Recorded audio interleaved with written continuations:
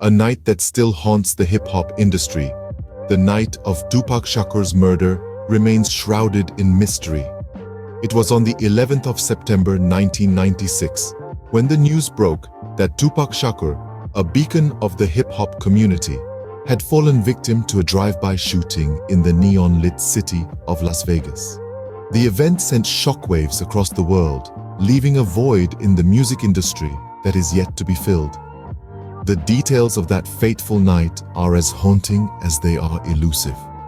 Tupac, the man who had become a symbol of resistance against social injustices, was riding in a car with rap music mogul Marion Sugar Knight when the bullets rang out. The shots, fired from a Cadillac, pierced the Knight and the car, hitting Tupac multiple times and leaving Knight wounded. In the immediate aftermath, chaos ensued. Police sirens wailed and onlookers gaped as Tupac was rushed to a nearby hospital. The world held its breath, praying for the survival of a man who had become more than just a rapper. He was a voice, a symbol, a beacon of hope. But 6 days later, Tupac succumbed to his injuries, leaving behind a legacy that continues to inspire millions. Despite the high-profile nature of the case, no one was charged with the crime at the time, leading to an environment rife with speculation and rumors. Conspiracy theories sprouted like weeds, each more fanciful than the last, but the truth remained elusive. The absence of an arrest, the lack of a clear motive, and the dearth of credible eyewitnesses made the case a breeding ground for uncertainty. Even as the hip-hop community mourned, questions lingered. Who would want to kill Tupac? Why? Was it a random act of violence, or was there a more sinister plot at play? And most importantly, who pulled the trigger that night in Las Vegas? A mystery that has remained unsolved for decades, Tupac's murder continues to captivate the world. As we delve deeper into the story, we hope to shed some light on these questions and perhaps uncover the truth behind the night of mystery. Before the bullets, before the car chase, there was a fight, a brawl that would set a deadly series of events into motion. On the fateful night that would ultimately claim the life of Tupac Shakur, there was an altercation.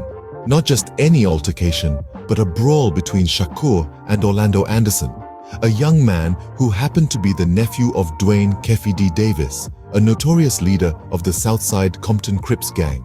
This fight, this momentary clash of tempers and fists, was the spark that ignited a powder keg of revenge and bloodshed. It all happened so quickly. A heated exchange, a flurry of punches, and then it was over. Yet, the echoes of that brawl reverberated far beyond the confines of the Las Vegas Strip. For it was this fight, this seemingly insignificant scuffle, that many believe triggered the tragic events that were to follow. The fight may have ended, but the anger, the resentment, it lingered. It simmered beneath the surface, a cauldron of fury waiting to boil over. And boil over it did. Davis, incensed by the assault on his nephew, would allegedly orchestrate a deadly revenge plot against Shakur. And so the stage was set. The die was cast. The players were in place for a tragedy of Shakespearean proportions. In the aftermath of the brawl, Davis gathered his crew. He secured a firearm, a deadly weapon that would soon become an instrument of fatal retribution. The wheels were in motion. A chain reaction had been triggered, all stemming from that one fateful fight. A seemingly ordinary brawl, but one that would lead to the untimely death of one of hip-hop's brightest stars. Who pulled the trigger that night? Who ended the life of the legendary Tupac Shakur?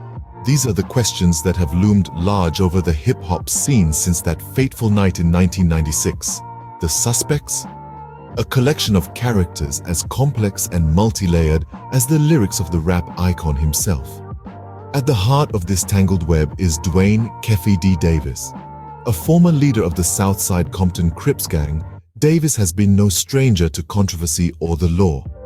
In a twisted tale of street feuds and retaliation, he stands accused of orchestrating the drive-by shooting that claimed Shakur's life. Davis isn't just linked to the case by law enforcement. In a move as bold as any rap battle, He's implicated himself in multiple interviews and even a tell-all memoir. Yet, he pled not guilty, adding another layer of mystery to this already convoluted saga. Then there's Orlando Anderson, Davis's nephew, and a central figure in this tragic story. It's alleged that a brawl involving Shakur and Anderson ignited the fuse that led to the fatal shooting. Anderson, a member of the same notorious gang as his uncle, would himself meet a violent end less than 2 years after Shakur's death. But it's not just these two figures that loom large in this narrative. Davis is said to have gathered 3 other men and obtained a firearm to carry out the drive-by shooting. These associates, their identities as shadowy as the circumstances surrounding that deadly night, are also part of this intricate puzzle. Yet, despite the many names and faces linked to this case, only one man stands officially accused. Davis is the last living suspect and the only person ever charged with a crime in the case. He's been hit with 1 count of open murder use of a deadly weapon with a gang enhancement, a charge as heavy as the legacy left behind by the man he's accused of killing. While many have been suspected, only one man has been charged. Justice for Tupac has been a long time coming, with the wheels of the criminal justice system turning slowly. A saga of nearly 3 decades, filled with twists and turns, and a relentless pursuit for truth. The investigation into Shakur's murder was far from straightforward, a labyrinth of clues, confessions, and controversies. At the center of it all, Dwayne "Keffi D. Davis, a former Southern California street gang leader. His name has been linked with the case for years, but it wasn't until recently that he found himself formally indicted for the murder of Tupac Shakur. A breakthrough that came not just years, but decades after that fateful night in Las Vegas. The evidence against Davis is compelling.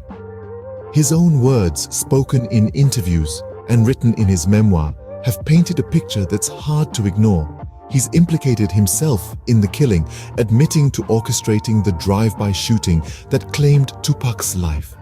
He's confessed to obtaining and providing the firearm that ended Shakur's life prematurely.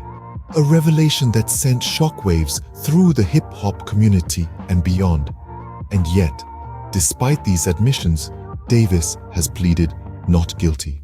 A move that has left many puzzled, questioning his motives, his intentions. Is it a game of chess, a strategic play in a larger scheme, or perhaps a desperate attempt to shake off the weight of the accusations, to deny the narrative that's been built around him? The courtrooms are now set to be the stage for a battle that's been brewing for years. The stakes are high, the eyes of the world watching closely. The outcome could bring closure to a chapter that has been left open for far too long. The final act in a tragic tale that has gripped the world. What will the trial reveal? Will justice finally be served for Tupac, the iconic rapper whose life was cut short in his prime? Will the truth finally emerge from the shadows, shedding light on the dark corners of this case that have remained hidden for so long? After years of waiting, it seems that the truth about Tupac's murder may finally be revealed. The road to justice has been long and winding, but perhaps, at long last, we're nearing the end of the journey. Despite the recent developments, many questions remain unanswered, leaving Tupac's murder a partially solved puzzle. This unsolved mystery continues to cast a long and haunting shadow over the hip-hop industry. Theories abound, some pointing fingers at rival East Coast rappers, others at corrupt law enforcement, and some even suggesting that Tupac faked his own death.